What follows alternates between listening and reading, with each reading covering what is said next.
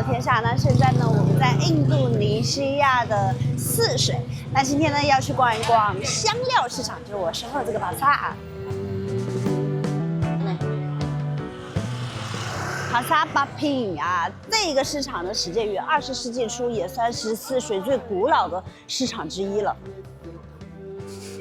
你看这个门口的话，都已经好多佐料、香料。走到门口一看进去啊，都是属于超本地、超 local 的感觉。你看他们运货的方式，直接头顶。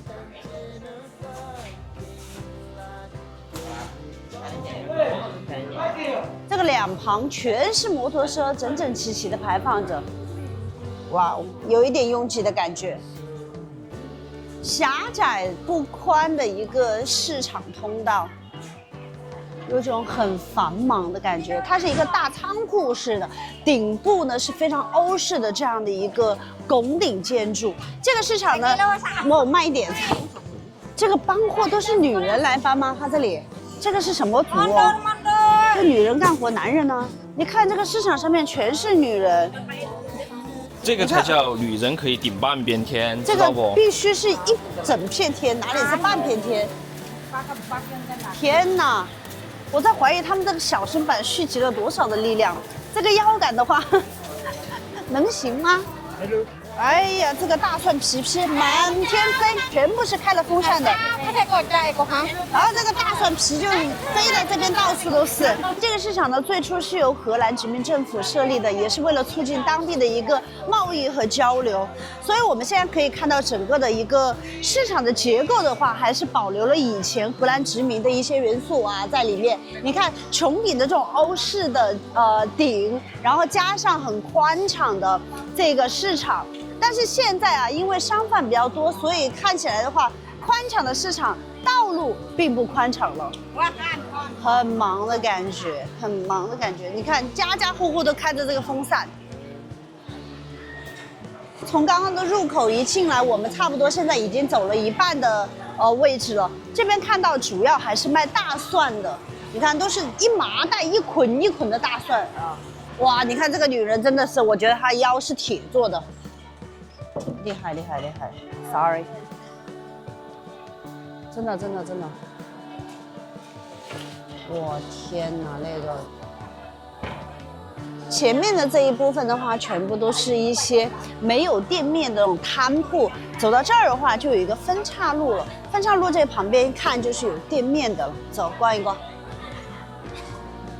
这里就一共变成了4排店铺。一条通道呢，就变成了2条通道了。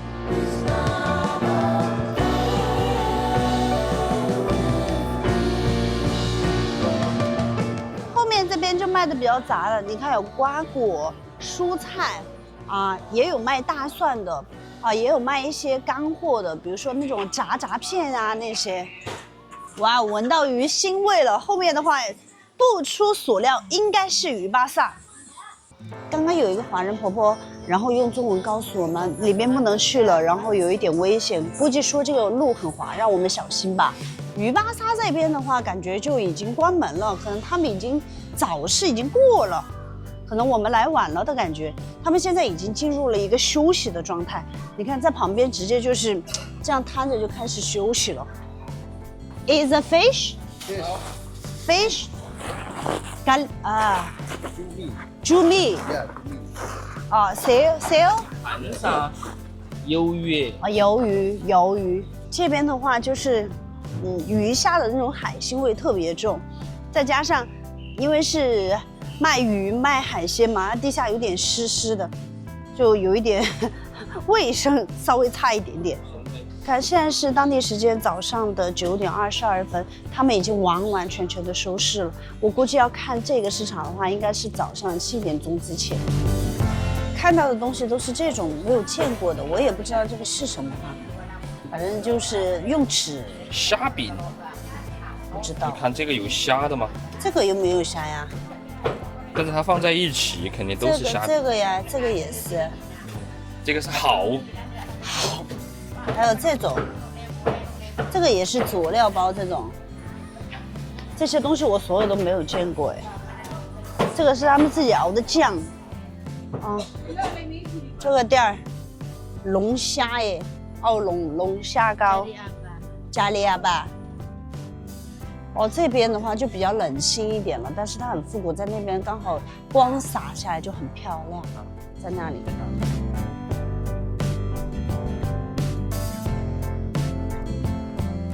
还有吗？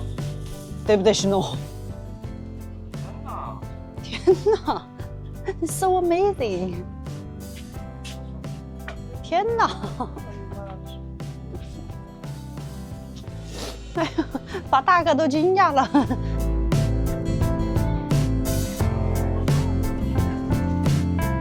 哇，对，这是卖桂皮，都是香料市场。为什么跟我们平时看到香料市场完全不一样呢？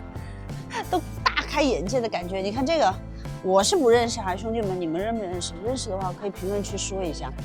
这个我也不认识，草果那个应该是。这个感觉像那个松鼠的那个中间的那个仁儿，这个像南瓜籽一样的，但是它又有一点区别，长得肥嘟嘟的。你看一下嘛，这两种木屑，这个也是香料吗？它像一个红泥一样，泥巴一样。对，然后它就在这个上面有2块像褐色的泥巴一样，就搓完了之后，然后把它闻起来有一股那种海鲜的味道。哦，这个后面是人家仓库了，这个房子好神奇啊！这个上面还有，它就是这样子的，那边一个仓库，这边一个仓库，然后可以上2楼、3楼。哎，土式电梯。哦，这个运货的土式的运货的，哇，老店，然后把它晒成这种一片一片的。这个是不，大哥？不知道啊，没见过。超出了我的认知范围，对不对？好，我们走到那里再转出去。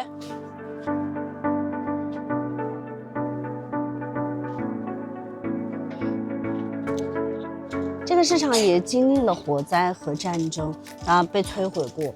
那后来也是有重建，一次一次的重建带来了一些新的东西，但是还是保留了以前老式的这样的一个市集的味道。OK， 那我们现在又回到了主市场。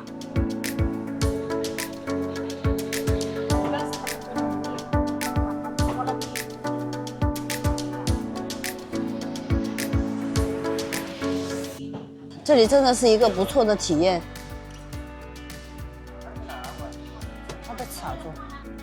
我一下子看了所有的市场上，突然看到一个卖肉的区，这个是我们喜欢的这个毛肚。哦，但是我这个我好想问一下价格，但是我们又不买，会不会不好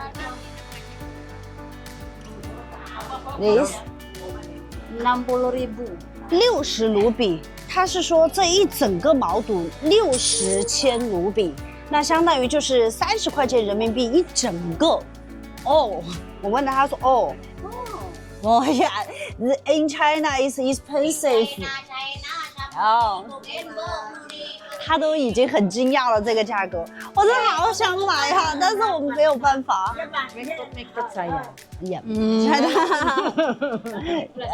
好划算呐！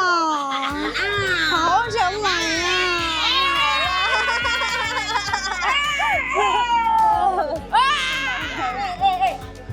不要 ，I know, but I know cooking。哎呀，哦要。烧死我了！我真的很想买，但是我确实没有锅，也没有办法做到那么多。这个对于重庆人来说，它是一个致命的毒药，就是你看到了以后，你就绝对是欲罢不能。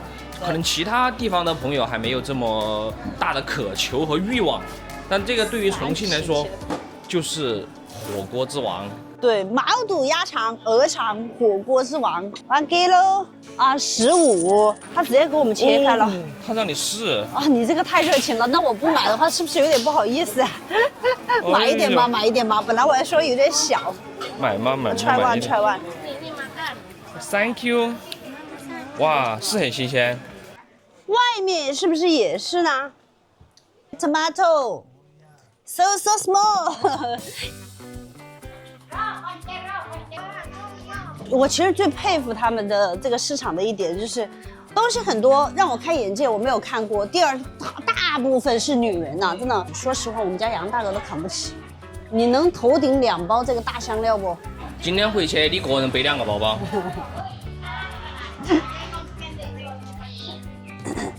哇，这个辣椒很大哎，这个辣吗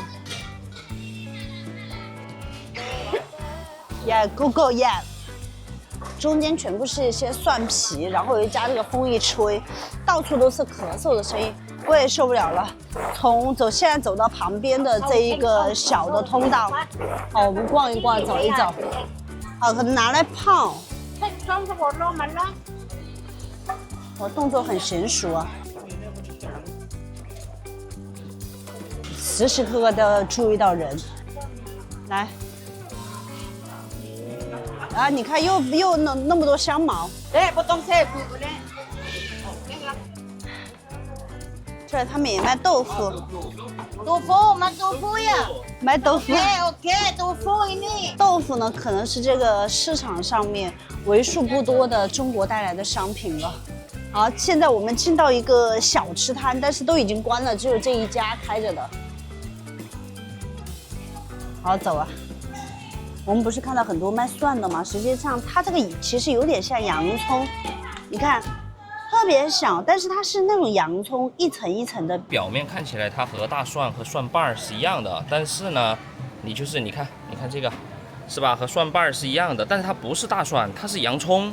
就是因为我们上次吃烧烤的时候就有这个，它切开了以后就是那种小洋葱，味道超好的。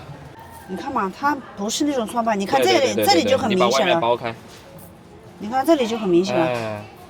你看，这个就很明显了，这个就是洋葱。看起来像独蒜头，但是它是小洋葱。你吃一口，它这个不辣的。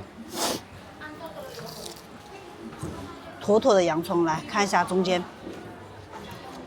什么味道的？洋葱的味道，不辣的，辣的。但是你为什么还能接受呢？因为我是重庆人呀，我爱吃辣呀，我能吃辣呀，我吃辣特别行啊。它和那个大洋葱有什么区别噻？这个味道淡一点，它要清甜一些，它的辣感没有那么强。另外它吃起来就像嚼大蒜那种脆嘣的，是吧？就像吃洋葱那个芯儿，哇！你看他就在那里笑我们，笑我们是不是？好，重申一下，这里面90%卖的不是大蒜啊，是洋葱啊。看他们拿着的都是洋葱，是长得像大蒜的洋葱，对，是长得像大蒜的洋葱。在这个香料市场的门口呢，就有很多这个人力3轮车，我们也去问一下价格。去到这一个唐人街的牌坊的话是450米，问一下价格，如果便宜我们就坐一坐，感受一下。To there, how much? To there? Yeah. How much? Yeah. Price, money, how much? Really? Yeah. So putol. It's so short. Oh. I know. Yeah, in there. And in there, how much? How much? Price, yeah. Nah, how much? Udah putol nggak pura dinaro lah. 他不走算了。好吧，那我们自己走吧。那从香料市场出来呢，我们要去唐人街的那个牌坊，路过一个小的广场，这个附近这些楼都好老啊，就是19世纪的老楼了。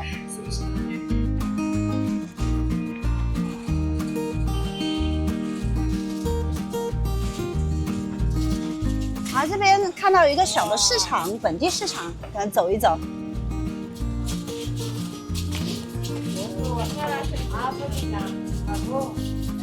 这个是什么 ？It's vegetable。drink。哦，它相当于这个是熬水的一种草药那种。酸菜，这个是什么呢？这是一种水果吗？朋友们，还是芋头？长得有点像那种感觉。他们卖鸡在这种木质的围栏里面，然后下面也是鸡笼。我只是觉得这个鸡笼真的好老哦，全木质的这种。啊，因为方向和唐人街的那个牌坊是不一样的，完全相反的，所以我们还是倒回去走主路吧。2个摩托车会车还会不动。哎呀，这个才是交通堵塞啊！这个大，对对对，全是冻货。走走走，啊，通畅了。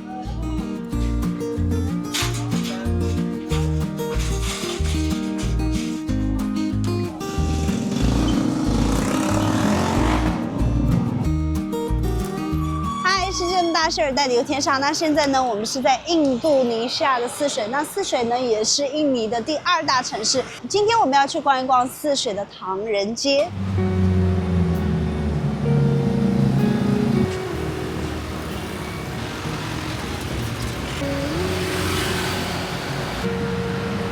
唐人街呢，始建于19世纪，它鼎盛是在于20世纪初。那当时呢，这里有超多的华人聚集，也形成了华人的一个文化和贸易中心。那我说过，这个牌坊和这个壁画呢，就是泗水唐人街的标志性的景点了。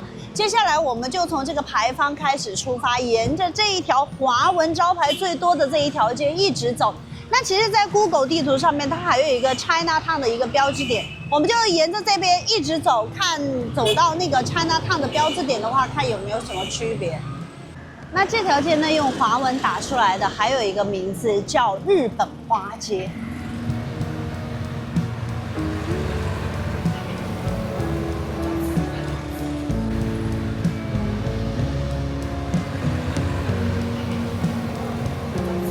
那在20世纪中期，印尼独立之后，社会和政治都比较动荡，特别是在1965年大规模的反华事件之后呢，很多华人就被迫的融入了印尼文化、印尼的这个社会，所以从那个时候开始，唐人街的话反而就开始逐渐没落下去了。经过几次排华事件之后，像年轻的华人，他们已经没有学习华文的这个语言环境了，所以我们在唐人街反而听到的全部都是印尼语了。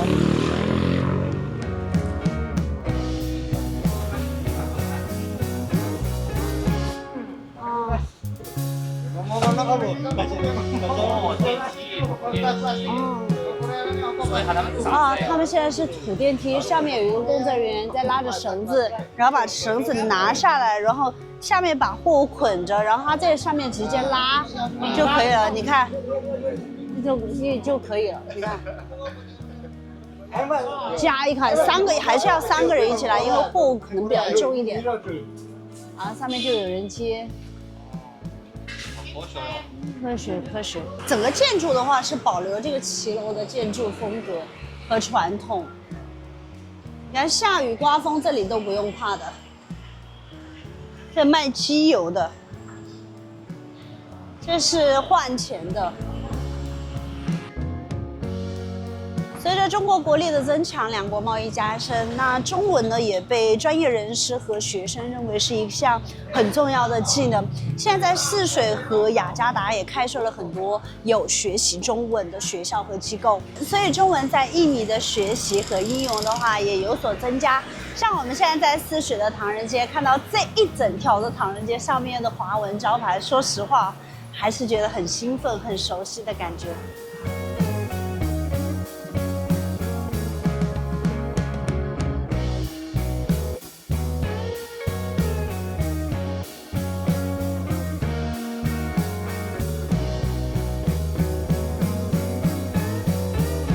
我们从街头的牌坊马上要走到街尾这个牌坊来了，这一整条街很多华文的招牌，但是你细细的去品去读，又发现，又有点差点什么呢？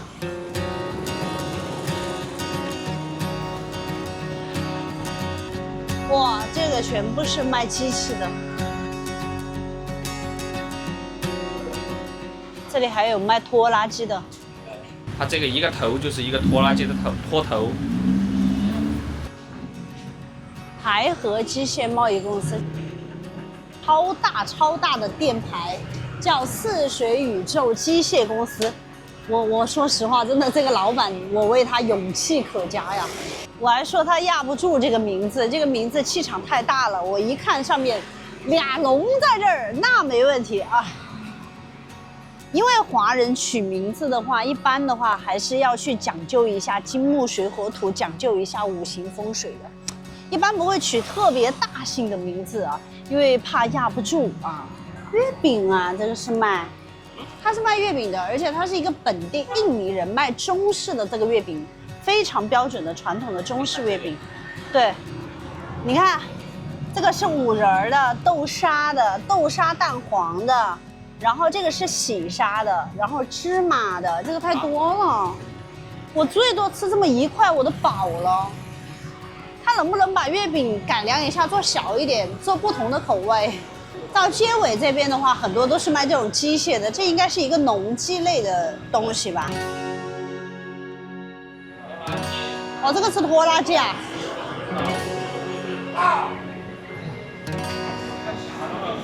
他把我吓到了。好，这边就开始卖5金配件的。财富的来源，哇，这个真的。这个招牌财富的来源，财富的来源来自于勤奋，知道不？来自于选择。你看到这个牌子，你会想到这是一家什么店？真的不知道。搞直销的，是不是？对，这也是一家饼家，卖月饼的。这个是什么？蛋黄酥。小的，还有小的。它那个小的看起来就没有那个大的好吃。我看它大的多少？哇，它卖的很贵耶。算了，它的最小的那一个都要35。嗨，那我们现在呢已经走到了尾声了。说实话，唐人街这一条街呢，我觉得可能更多是卖机械的，卖一些就是杂货货物的，它。真的是适合于坐下来静静的吃东西、喝下午茶这种店的话是没有的。好，我觉得更适合可能男生比较喜欢吧。看完唐人街，那接下来呢，我们要去到一个巴萨，叫卡帕散巴萨，据说是东爪哇最大的服装批发城。真的加油站哦，这里价格就是12千了。偶遇了一个泗水的文庙。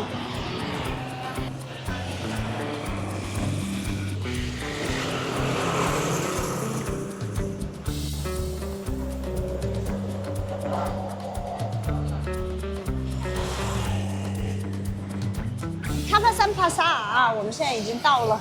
确实啊，这边可能就是卖服装的。一走过来呢，就整齐划一的，到处都是卖这种本地的服装。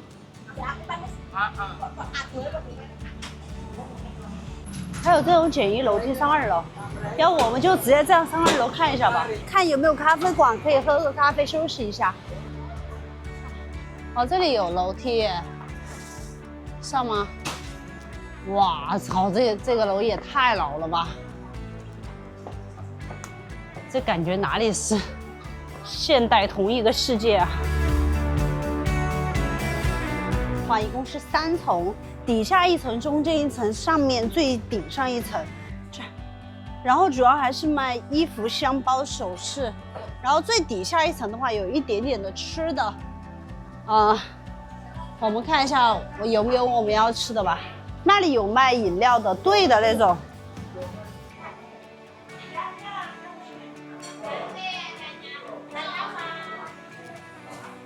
哦，这边是洗澡的哟，厕所。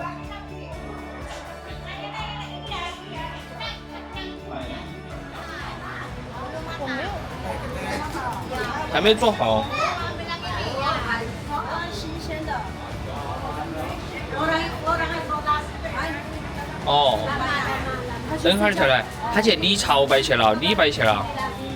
看起来有点好吃的样子，希望不要太甜，因为他们这边糕点的话都比较偏甜。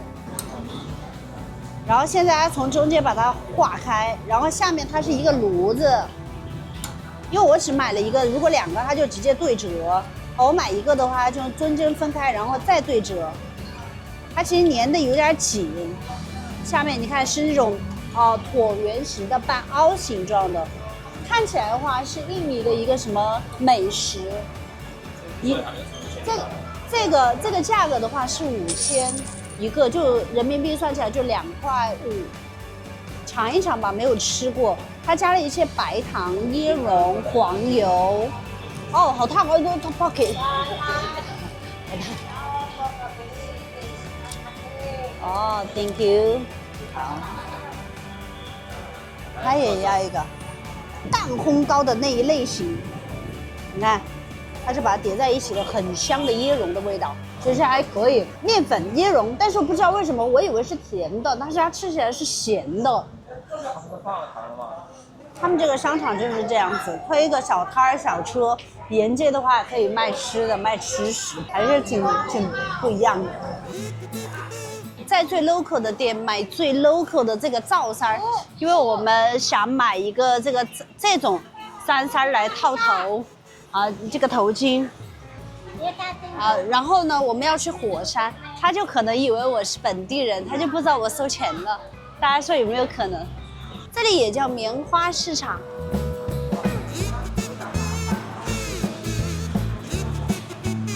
进去不？那个是不是有个头巾嘛？哦，这个不是裤子，这个，这个，那个吗？这个呀？哦。它这个单卖吗？Maybe only this the escape. Hair. Kopi. Ini topping. 啊，这个，哎，有没有吗？这个罩头发，哎，哎。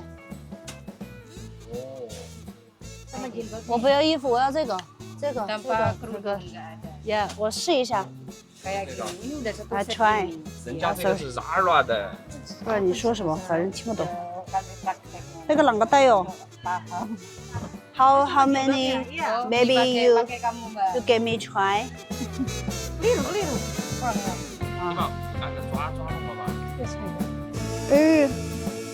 这样啊。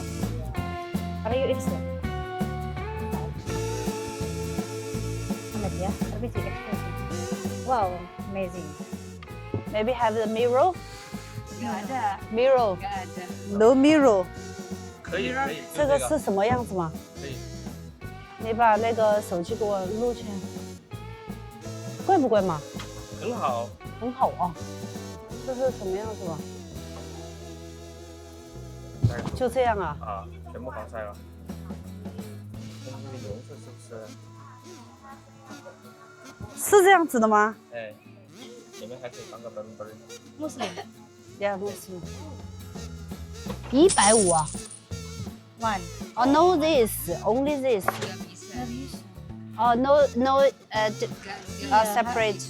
Must be is the.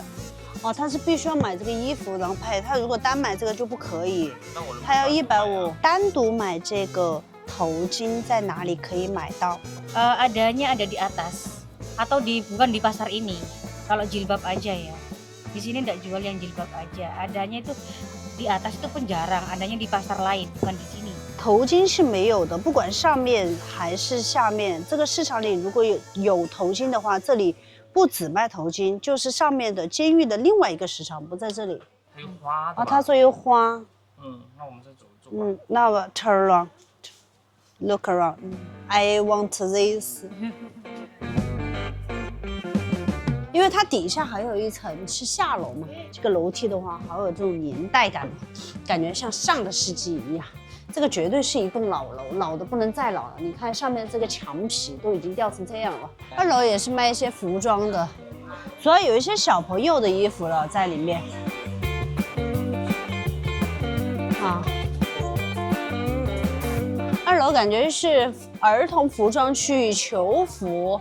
还有这个本地的印尼的一些服装，进入到了男士区啊，这个感觉像男士的内裤啊这些都买得到，袜子啊。我还卖冬袄的，这个赤道穿冬袄真的不热吗？啊，这些小裙子你看很公主风哎。啊，这里的话是2楼，直接就可以把车开到这里来，上货装货就比较方便，在这里。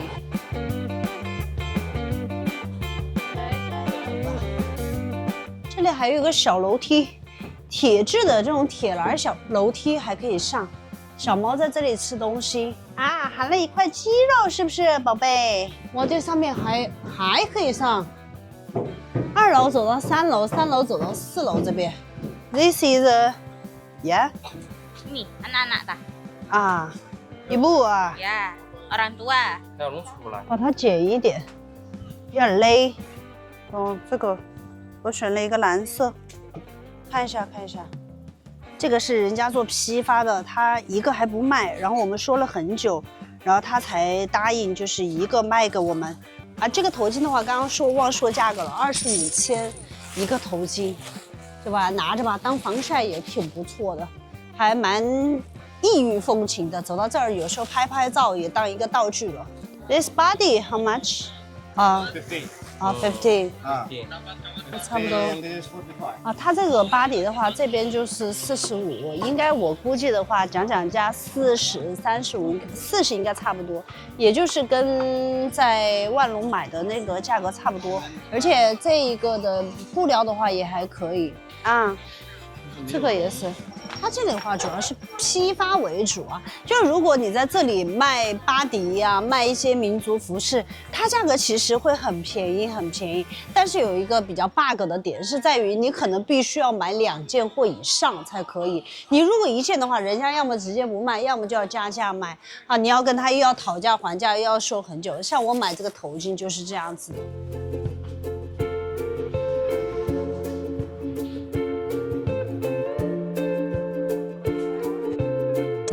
我们现在在的这个地方呢，应该是整个商场的中心了。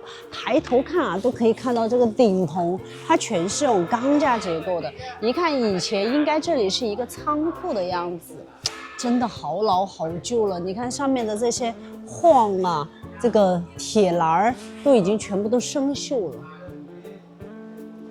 这个楼梯也是2节，超复古的。我只有在80、90年代看到过这种楼梯。这边还有一个厕所，但是这个厕所很奇特的是，他们竟然有一些带小孩来洗澡。因为我刚刚看到小孩就是光溜着身子，然后从那儿出来。整个市场还是比较拥挤的，你看，它一边衣服一边还是衣服，然后中间的道路的话其实并不宽，只能允许1个人走，2个人会的话，你看都要侧身这样过才可以。走到了1楼，1楼这边的话，它还有几家金店，他们这边金的话也是很特别啊，因为在国内内地来说的话，就是999千足金啊，万足金啊，像这边的话，它是16K、24K 啊，旁边这边的话是一些卖吃的东西。帕萨里面，我觉得还是以女性为主，店员也是女性，老板也是女性。男性有，但是会很少。来逛的也是女性，然后内衣内裤就摆在外面，直接这样。这个巴萨从唐人街过来还是非常不错的。谢谢大家，如果说体力充足的话，可以走走看看，还是非常原汁原味的印度尼西亚的老巴萨了。在印尼泗水有一座特别吸引眼球的中式建筑，赤柱壁瓦、8角亭顶，竟然是一座清真寺。更特别的是，它是全球第1座以郑和命名的清真寺。这座清真寺不仅仅是信仰的象征，更是文化交融的奇迹。它以北京牛街清真寺为原型设计，虽然面积不大，仅11米长、9米宽，却蕴含深意。11象征天房的最初尺寸，而9代表印尼9位伊斯兰圣哲。屋顶的8角更是传递了华人文化中兴旺发达的寓意。更惊喜的是，这里不仅仅是宗教场所，还融合了幼儿园、运动场、体育馆、华文实习班和图书馆，成为社区生活的一部分。世界那么大，Sherry 带你游天下，跟我一起走进这座既有历史又有文化的清真寺吧。出发前别忘了订阅关注一下哟。就在这个清真寺的旁边有一整排的这个碑文，那这个碑文里面呢，这一个就详细的介绍了郑和将军的生平，他的祖祖辈辈。比如说第一段就说到了郑和他的父辈就是信伊斯兰教的。公元1405年的时候，郑和呢就奉中国明朝皇帝任命，在28年的时间内完成了7下西洋，而且这里面他也写到了配有27800多名航海人员，而且有100多艘结构坚固、设备精良，堪称当年世界上最庞大的远洋舰队。那7下西洋呢，它是完成了一个光荣伟大的使命，开拓了海上的丝绸之路，并且呢，也是到过了爪哇，还有苏门答腊，然后更是多次到了三宝龙和泗水。那在1961年的时候，印度尼西亚的伊斯兰领袖，那他也说到，印度尼西亚和马来西亚的伊斯兰教的发展与中国一名虔诚的穆斯林密切相关，这个穆斯林就是郑和将军。所以为了纪念他，就在英雄之城泗水市特地建一个郑和清真寺。所以郑和清真寺就是世界上第一个以中国人命名的清真寺，这不是我说的，这是碑文上自己记载的。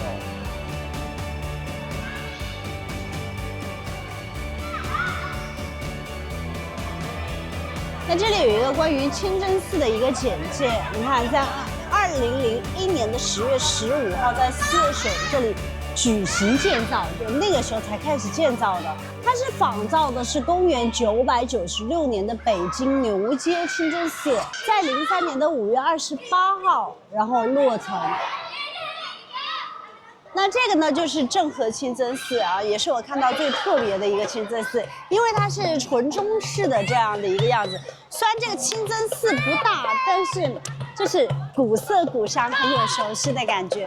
它是一个八角亭的样子，那这个八角亭呢，也是从中华的这种传统文化来的，红色为主，然后掺杂着绿色，绿色又是伊斯兰教的和平色。最有意思的是，这个清真寺的面前是一整个篮球场，因为这里有一个学校。走。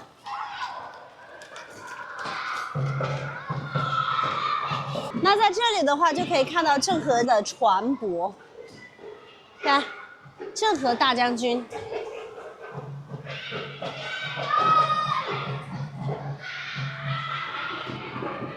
所有清真寺里面的话都要脱鞋，有红柱、红墙。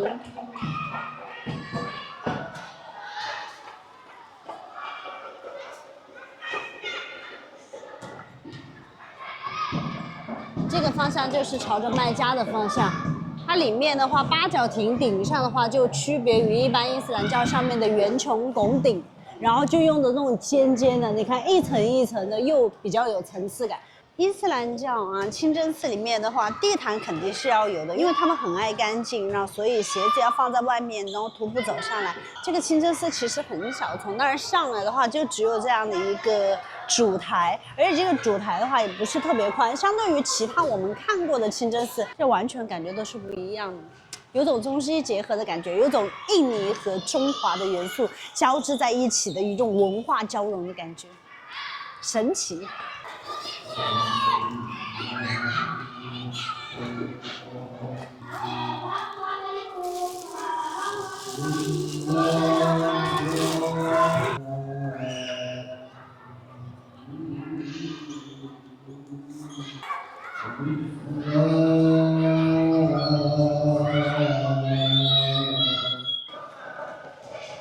大家有没有发现，在所有清真寺里面你是看不到任何的佛像的？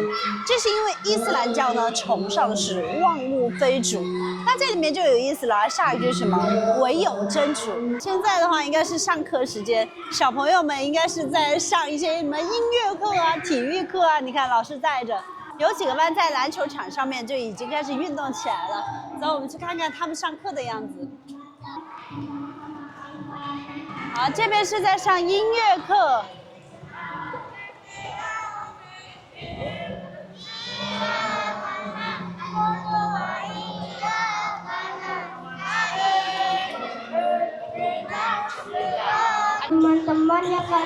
那我们郑和清真寺就看到这里了。OK， 来看一个相当有特色的中国地方。Come on， 羊，功德箱。伊斯兰教清真寺里面竟然有一个佛教的功德箱。募捐箱在这里，作为旅游景点来看的话，可能这里真的很小。但是你要作为郑和的相关仪器、一些历史文化来看的话，我觉得这个还是非常不错的。当然，对于中国人来说，有一个莫名的情怀在这里，因为它是以中国人的名字而命名的。好吧，世界大事儿在牛天下。现在我们在印度尼西亚的泗水，跟着我们镜头一起游印度尼西亚吧。这期节目就这样了，拜拜。你有进过潜水艇的里面吗？是这样大事儿在牛天下。那现在呢，我们在印度尼西亚的泗水。那今天呢，我们就要进这个潜水艇里面看一看。好吧。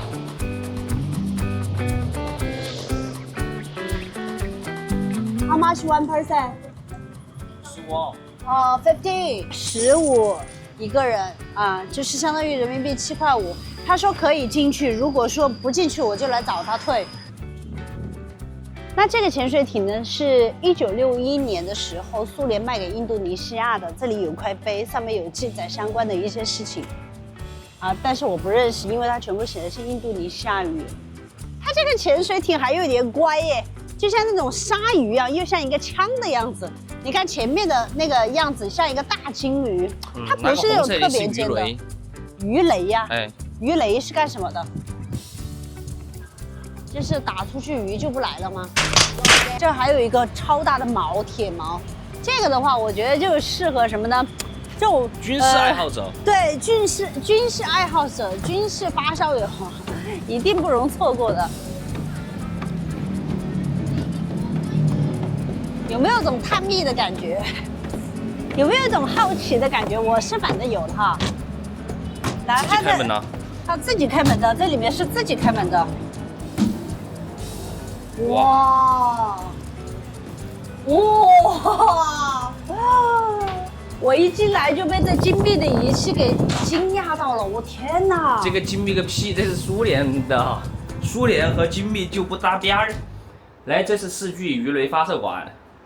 哦，4具鱼雷发射管。4具。哦，4具哈，因为我对于这些东西我不是太了解，你可以多讲一讲。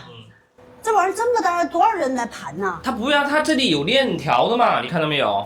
链条，然后呢？然后就把鱼雷弄到链条上抬起来，然后就这样，来放进去就装填了呀。放进去，我明白。啊。哇，好长哦。就是一根管儿，对。好长啊，这个里面。你想嘛，鱼雷这么大。它以前60年代就是这么精密了嘛？那现在的那些。它不精密，苏联的所有的武器都不能和精密联系起来，还知道吧？现在我在想，现在的那些潜水艇里面不知道多牛。你没机会看到。我肯定没有机会的。我看着这些 machine 啊，全是机器。这个怎么说呢？就是女生来了这里看着只会哇，我操，牛逼呀！啥不知道，这是啥玩意儿？这是啥玩意儿？这是啥玩意儿？走，小心头。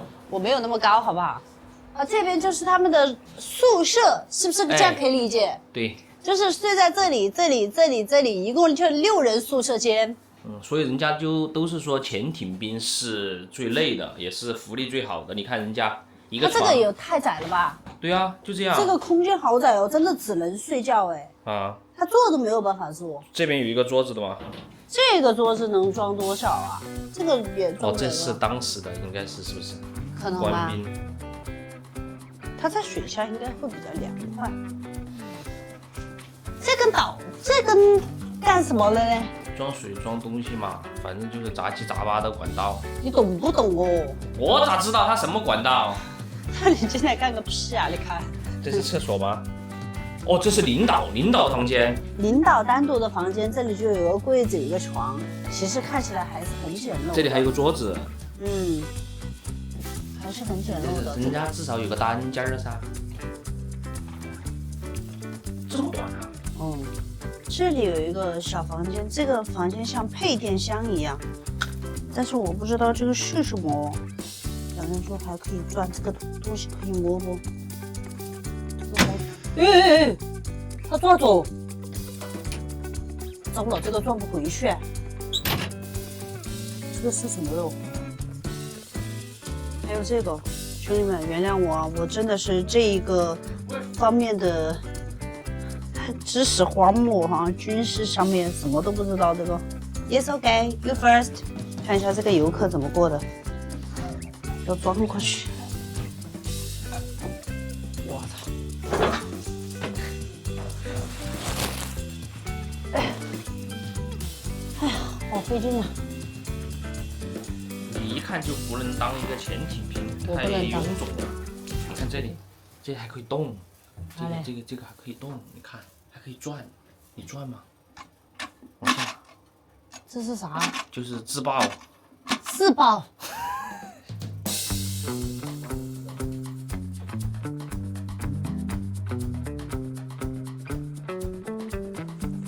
大哥告诉我，这个是潜望镜。就是你在水里的时候，它就可以伸出去，就可以看到上面。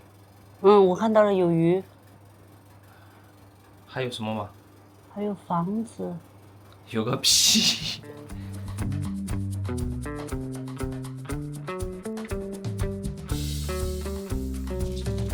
不知道。外面有介绍，我们没有介绍进来。关键是我们进来，我们这种外行进来啥都不认识啊。内行估计这个里面就看起来，你看这个是不是上下可以掰的吗？掰又掰不动，我也不知道啊。这是什么吗？洗手间。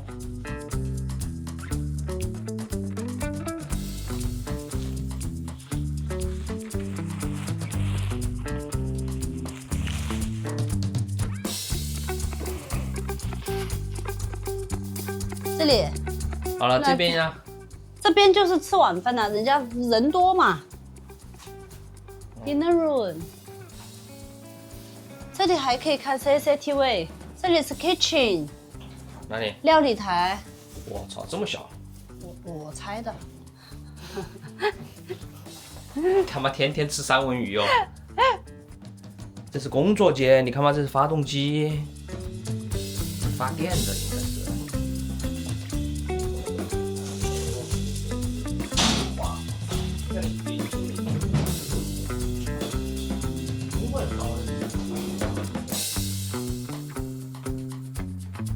柴油发动机，汽油啊？它不会用汽油的，这个都是用柴油。你看嘛，一个缸、两个缸、三个缸、四个缸、五个缸、六缸，这是6缸的发动机。那这个没有油了咋办呢？它不会让它没有油啊，它没有油之前它就上去了呀。哦，它上哪里去啊？它回码头了呀。比如说这个是中国的哈，它开到了俄罗斯了，它没有油了，它就到俄罗斯去加油啊？怎么可能嘛？这个是用来打仗的，你要打哪里，你要去要回来，人家都要计算好的。哦，意思是这个缸只会装多不会装少的意思吗？是啊。那这个缸子全部装满了之后，它可以用多久呢？它那个不是缸，那个是发动机，它有6个气缸。油啊？油是装到油箱里面的。那油箱比如说装满了之后，它可以油多久嘞？那个外面有介绍，你去看嘛。我不是在问你吗？我啥子都知道哦。它这个里面真的电箱啊，这个发电机，这些都是发电机，因为它潜水艇它要潜到水里面嘛，对不对？它潜到水里面了都没有办法排气，所以说它潜到水里面。以前的潜水艇就是它潜到水底了，它就要用电，知道不？它怎么来的电呢？它就用这些发呀，你看呢，这些都是发电机啊。好，那个是电表不？哎，那它要计算电表干什么呢？它要看还能在水里游多久啊，它就要起来呀，知道不？不知道。那里写的 full 就是全部出去了，然后这里 slowly 就慢慢开 ，stop 就停。好，这个就是倒车，这个就慢慢倒车。就走完了呀。来，这里也是发射鱼雷的。好了，参观完了，咱们先下去吧。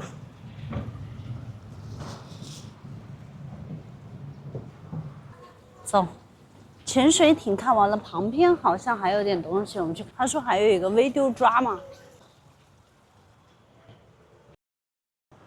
有一些小电影可以看。哇，这边人家要开时间呢，3:08，来看一下。Luas laut 5,8 juta kilometer persegi dengan panjang pantai 81.000 kilometer. Maka sewajarnya lah 那这个潜水艇呢，对于印度尼西亚人来说，可能是他们的爱国主义情怀的教育基地。那对于我们这种游客来说的话，就是纯纯的看这个潜水艇的稀奇啊。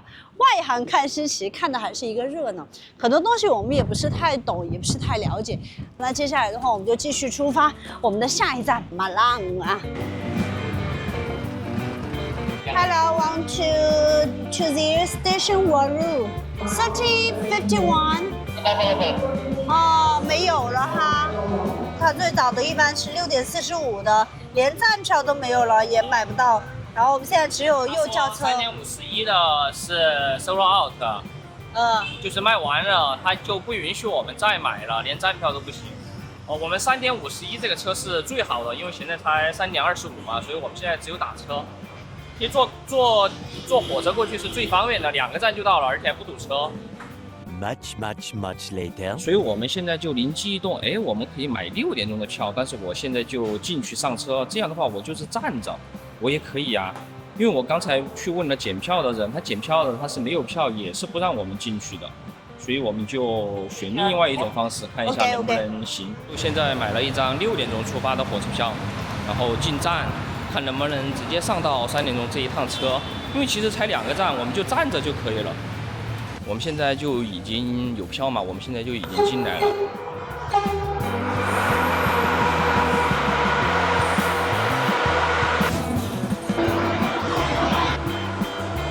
This to Waru Station. OK.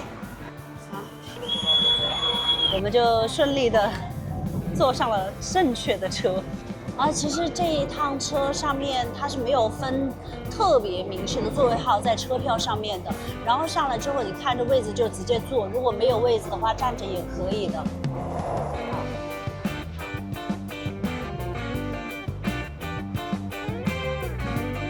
Sampai jumpa pada perjalanan 成功到达Waru。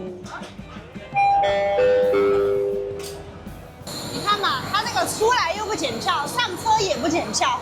然后也没有列车员查票，你只需要解决你进去的这一个环节就可以了。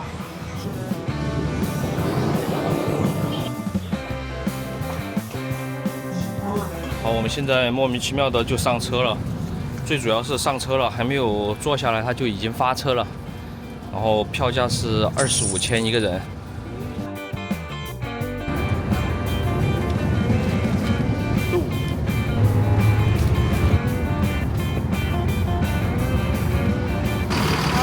到达马廊了，我们现在决定先去租摩托车，因为从这个 bus terminal 打车到酒店的话，也要找35千。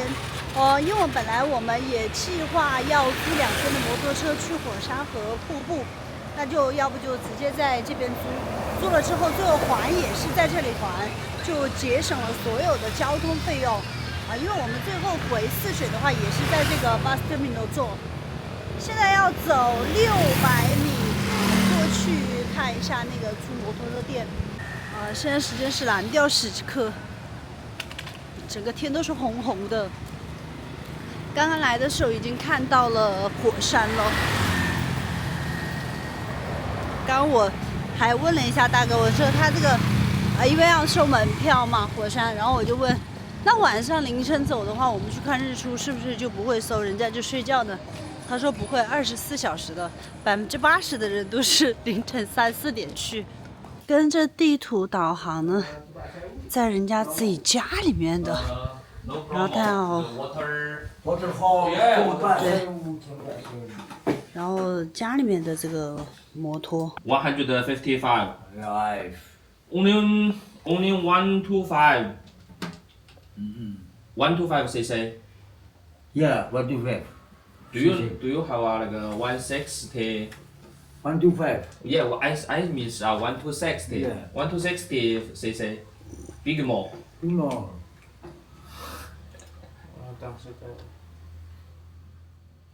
You only 125 cc.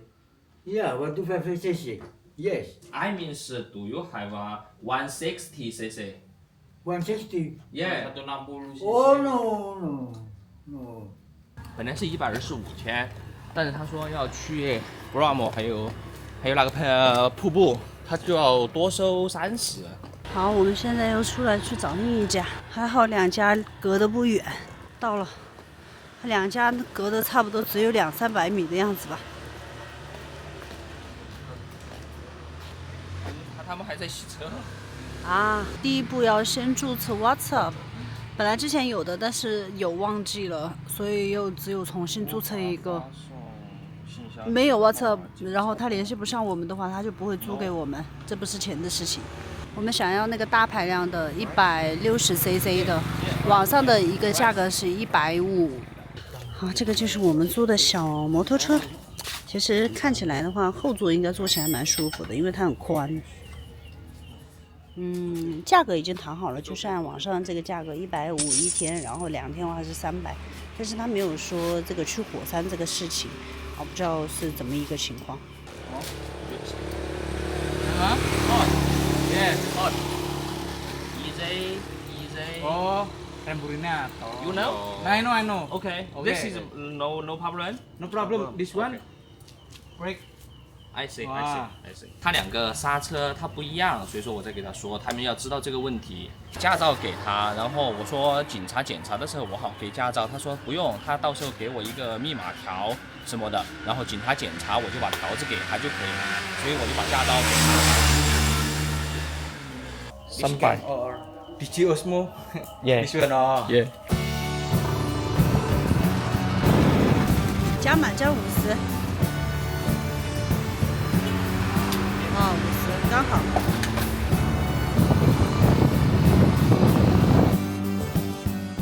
OK， 摩托租了，然后现在呢，我们也到了我们在马郎丁的酒店，这还是个百年建筑啊。check in。领养。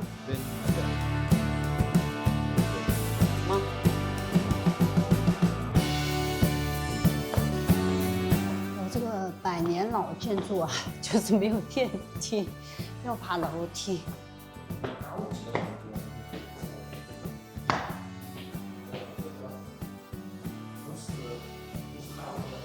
它每一个这个空间很大，里面是房间，外面就是单独的一个院落，这种其实还是很有私密感的感觉。你看每一个房间的外面都有一个吸烟区。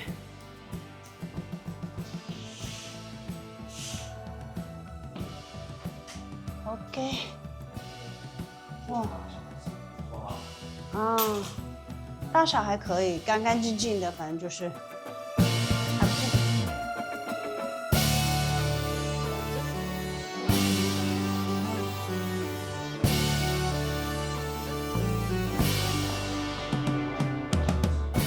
好，现在我们去吃饭喽，走吧。酒店前面还有一个观景台。我们现在在马郎的夜市啊，但是这边感觉是卖小朋友的东西比较多，还有衣服啊这些，吃的比较少一点，还有这种游乐场所。那所以我们现在的话就暂时不去这个夜市里面逛了，我们去刚刚住来酒店的那个旁边好像也有一条夜市。它这边马郎的话，因为去火山 Bromo 的必经点。很多人在这里就要停靠，所以它这边吃的和晚上的商业还是比较繁华的，而且整个城市也蛮好的，还不错。路边炒了一个这个炒饭啊，这个是 original 炒饭，13千就6块钱的样子，上面超多的鸡丝，然后它还有加了蛋的。加了很多蔬菜，白菜呀、黄瓜呀、配菜都很齐全。就这3个小孩，他们自己摆个摊儿，就在这里。到了家小店买点水，每到一个城市都是买水，不停的买水。半夜还可以论根儿来卖，对，3支50，3支50。这个是控制自己的叫什么来着？少抽烟哈。对。